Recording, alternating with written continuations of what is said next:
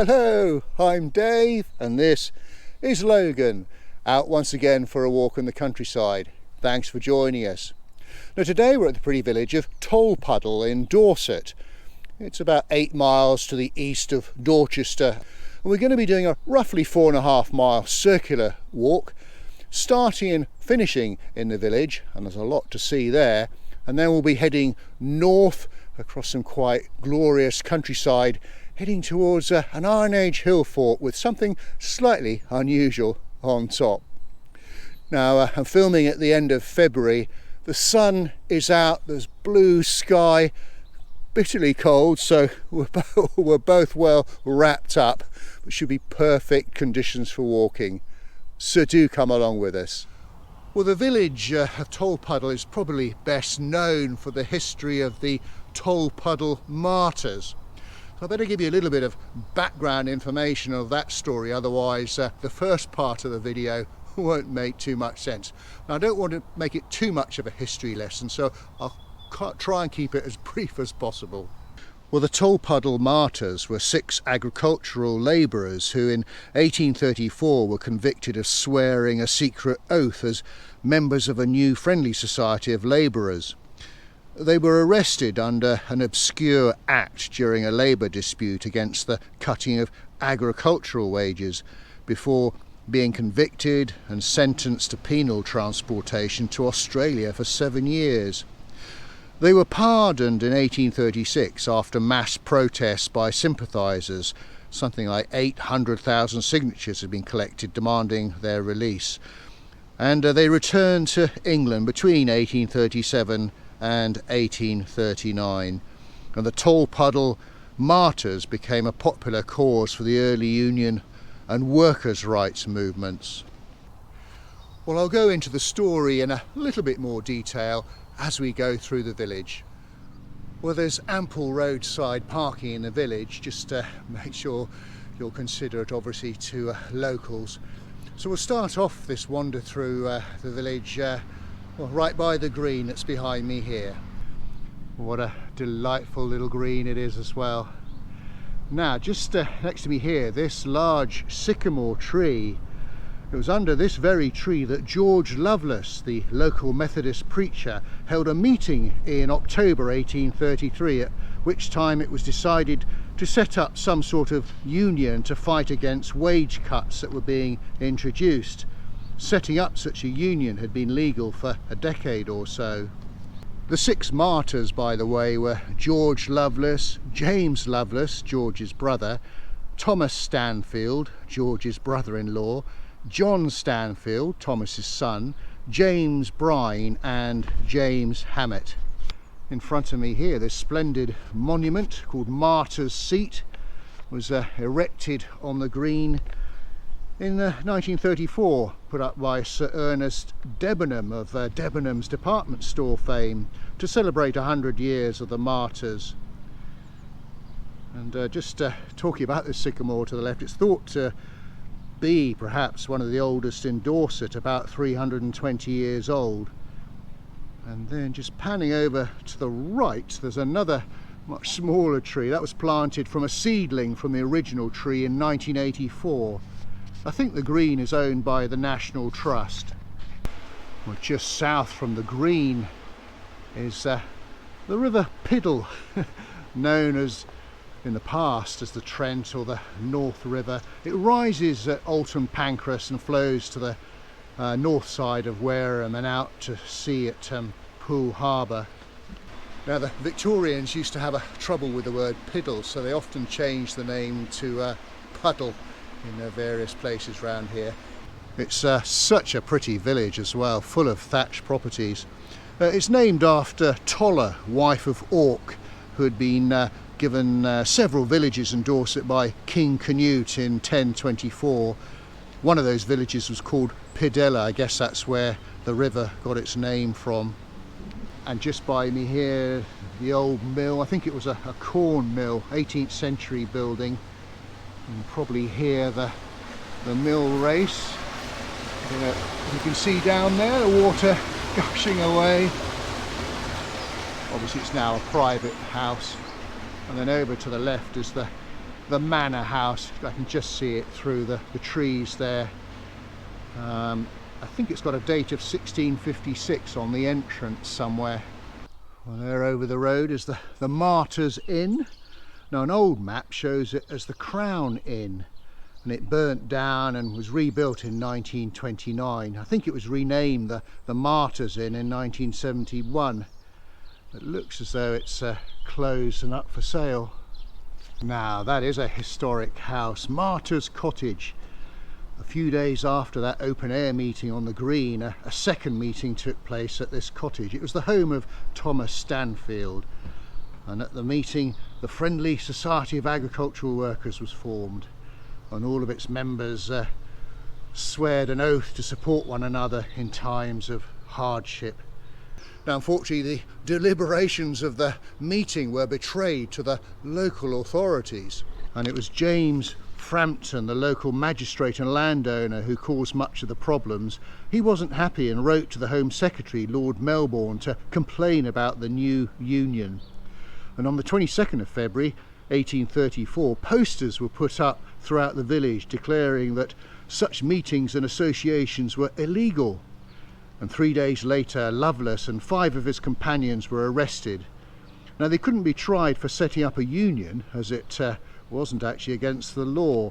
Instead, they were tried under the Unlawful Oaths Act of 1797 for swearing an illegal oath. Now, that act had been passed to deal with naval mutiny and never been repealed, and clearly was inappropriate for an industrial dispute, but it was the only charge they could bring. Anyway, the trial was held at Dorchester and was rigged against the 6 men right from the start. Not only were the charges spurious, but on the jury was James Frampton, his son, his stepbrother, and several of his tenants. In addition, the foreman of the jury was William Ponsonby, who not only was the local MP, but brother-in-law to Lord Melbourne, the Home Secretary. So, not only was it a rigged trial, but the judgment was somewhat unjust. They were sent off to a penal colony in Australia for 7 years. And just in front of me here is the old chapel. Now, the first Methodist chapel was built here in 1818 and remained in use until a newer one was built in 1862. When George Lovelace preached here, it was used as a farm building for many years before it became in need of repair. Anyway, it looks like it's being refurbished now. Now, this delightful cottage is called Pixie's Cottage, and look at the pixies in front. I believe this was the home of George Lovelace. Now, it was either this cottage or possibly the house next door, which has since been demolished. Well, this is as far east as we're going to go in the village. It's the new chapel built in the 1860s, and in 1912 the TUC erected this rather impressive memorial arch in the front. And this is the church of St. John the Evangelist, looking quite resplendent in the winter sunshine, believed to stand on the site of an earlier church. The earliest parts of this one date to the 12th century, and it's probably the oldest building in the village. So the nave and south doorway are from the 12th century. The north transept is from the 13th century. The chancel, north aisle and porch really date from the 14th century. The south transept was demolished and is now represented inside by a 13th century archway on the south side of the nave. So that's this little bit that sticks out in front of me here. I'm looking up at the tower there. The lower part is the 13th century and the upper part the 15th century. There was a huge restoration in 1855. So, back to the story of the Tolpuddle Martyrs. Well, news of the sentencing spread fast and demonstrations started, including one of 100,000 people at Copenhagen Fields near King Cross, London. And the government tried to resist, but as I said before, there was an 800,000 signature petition for their release, but it wasn't until March 1836 that they were given a full pardon. But it still took until 1839 for them all to return. That was mainly down to poor communication out to Australia. and 5 of them came back to Essex and then emigrated to Canada, where they remained for the rest of their lives. Only one, James Hammett, came back to Tolpuddle, and he's buried here. And here indeed is the grave of James Hammett. In a way I feel a bit sorry for James, because he wasn't actually at the original meeting where the oath took place, and I believe he basically accepted the arrest on behalf of his brother John. And this is the last thing I want to show you. It's on the western side of the village, the Tolpuddle Martyrs Museum. It's 6 cottages that were built in 1934 by the TUC to accommodate retired agricultural workers. I think one of the cottages is now a museum. And this rather splendid sculpture in front of me was erected in 2001. And it represents George Lovelace in Dorchester prison awaiting transportation. He actually went a few weeks after the others, as he was too ill to travel. And the Tolpuddle Martyr Festival and Rally takes place here every year. In fact, that's why there's this sort of big green area in front of the cottages. It's normally held on the 3rd week in July, and it's been held every year since the 1930s. And in many ways, Tolpuddle is known around the world as being the home of the trade union movement, even though it isn't actually its birthplace, because trade unions were made legal in the 1820s. Well, hopefully you found that little tour of the village interesting. I probably didn't give the history of it justice, but I expect there's plenty of information on the internet if you want to know more details. Anyway, that's the end of part 1. Let's get on with part 2 of the walk, which I know Logan's looking forward to. You need to head towards the western end of the village and look out for a footpath sign by Jude's cottage. And we're going to follow that and head northwards. Oh, that's a useful little dog field to have for locals. Thank you to the TUC. Right, now we need to start heading along this footpath here that's going to take us upwards and into the countryside proper. Well, we made our way north from the village, past underneath the busy A35, which you can probably hear in the background, the main road that goes to the southwest. But we're going to leave that behind now and head out and hopefully get to see some quite glorious Dorset countryside.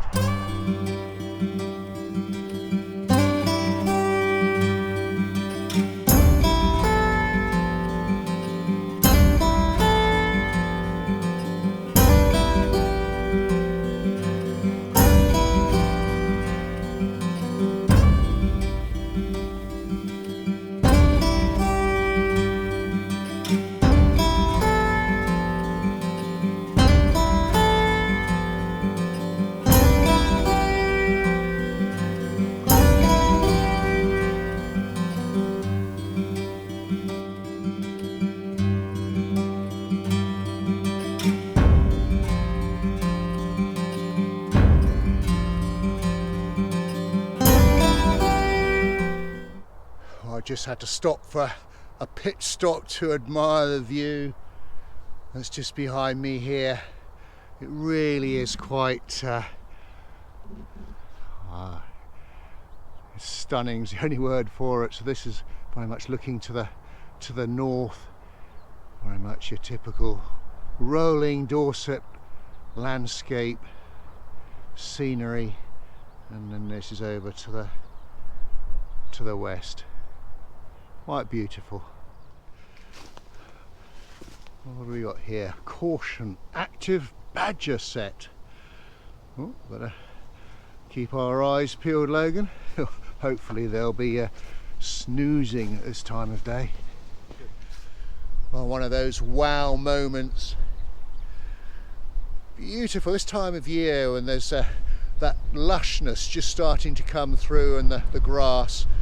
Hopefully the wind's not going to be too bad on the audio here, but what a magnificent sight. And just in the far distance on the side of the ridge there, I can see what, 1, 2, 3, 4, about 5 or 6 deer. Okay, well, we're going to continue along the side of this field in a sort of easterly direction.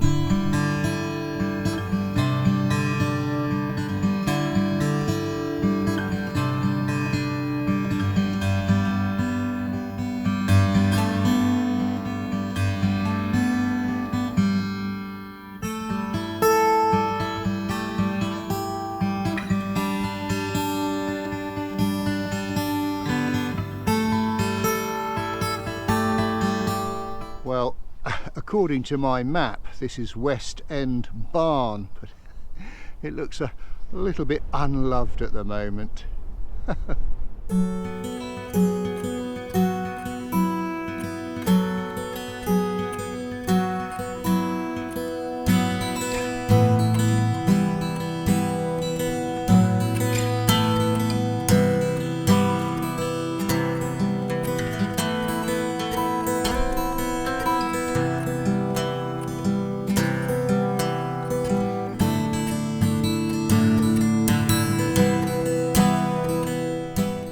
I know I keep going on about the weather, but it is glorious today, and we're still in February.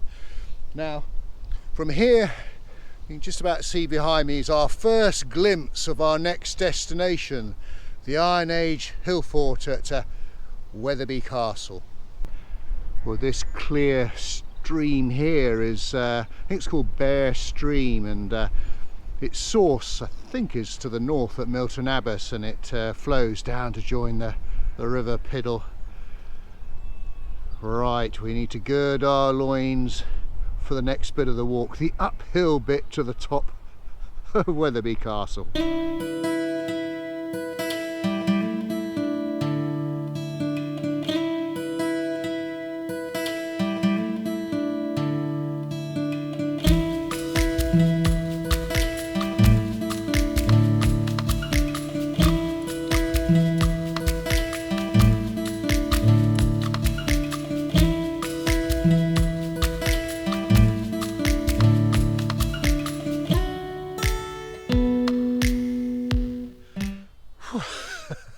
We made it to the top, and wow, some fantastic views up here just behind me.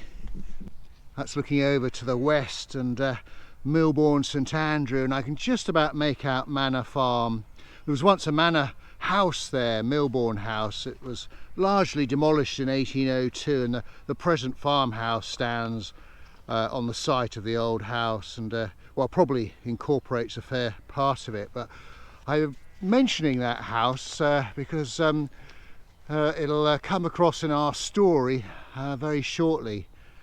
But just panning around, some other walkers up having some lunch by the looks of things. So this is the western side of the fort.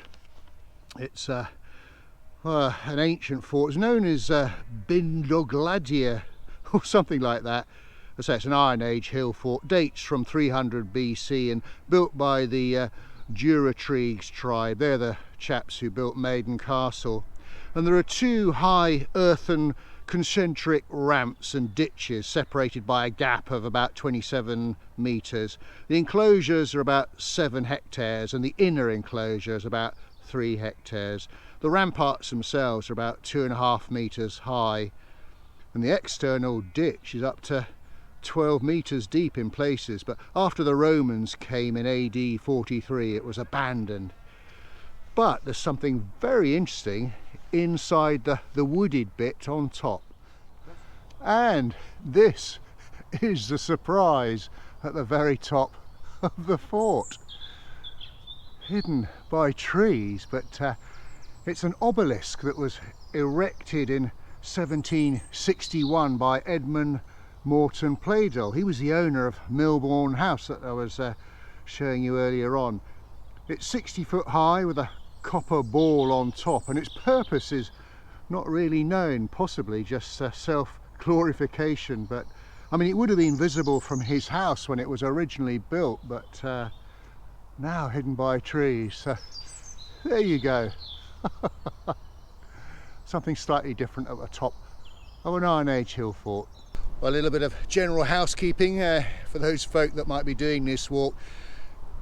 When you come off the hill fort on the eastern side, you need to keep to the very edge, and if I show you where I'm going to be going, along the side and then down that hedge there, and then we're literally going to follow this road heading sort of southwards really, and then we're going to pick up a farm that's in the far distance here. But you might feel inclined just to carry on straight down to the hedge there, but there's no way onto the road there. It's all barbed wire. We're now on the homeward leg, heading back west. So just to show where we've come from, behind me you can see the Iron Age hill fort, and then we've sort of come down off there and we've followed a road south.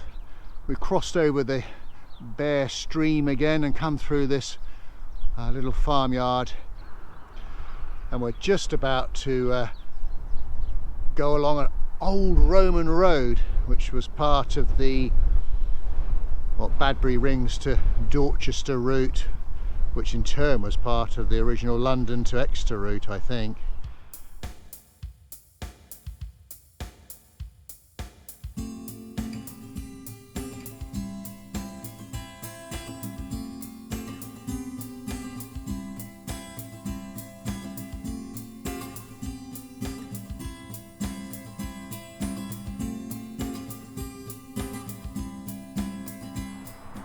We're definitely on the homeward leg now.